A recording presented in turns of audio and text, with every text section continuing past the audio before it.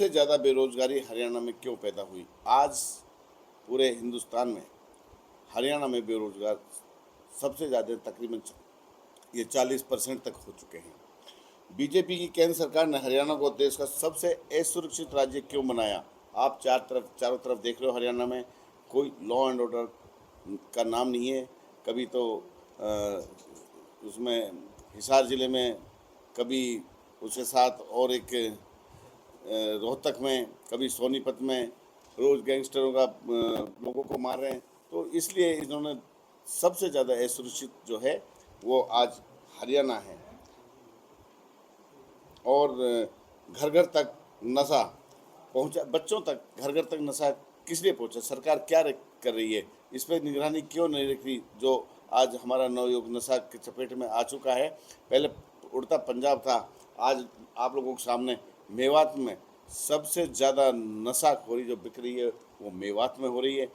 चाहे आप पड़कली चौक को ले लो, चाहे नगीना को ले लो, चाहे नहू को ले लो, चाहे पुराना को ले लो, चाहे फिरोजपुर को ले लो, जब आप चाहो, जब आपको ये उपलब्ध होता है, सरकार इस पर नियंत्रण क्यों नहीं कर रही है? इसके बाद देश में सर्वाधिक महंगाई हरियाणा में क्यों? सबसे ज़्यादा महंगाई हरियाणा में देश में क्यों है? क्या रीज़न है? क्यों कंट्रोल नहीं करती सरकार? भ्रष्टाचार में जनता के जी का जंजाल क्यों बने सरकारी पोर्टल UID? आप लोगों को पता, परिवार पहचान पत्र से दुनिया कितने लोग परेशान हैं। सरकार इस मिनिस्ट्री क्यों नहीं करती, इसको ठीक क्यों नहीं करती? लोगों की इनकम ज़्यादा दिखा के इसकी वजह से लोगों की पेंशनें कटी हुई हैं। ये सबसे बड़ा एक पोर्टल है जिससे लोगों को बहुत दुखों का सामना करना पड़ रहा है। अयोध्या में कहा था बीजेपी के एमपीओ ने, अब के हमको 400 पार दे दो, हम संविधान को ही बदल देंगे जो भीमराव अम्बेडकर ने बताया है। नहीं है समझ में। उसके पश्चात अग्निपथ और कौशल निगम के जरिए क्यों ख़त्म की गई पक्की नौकरियाँ?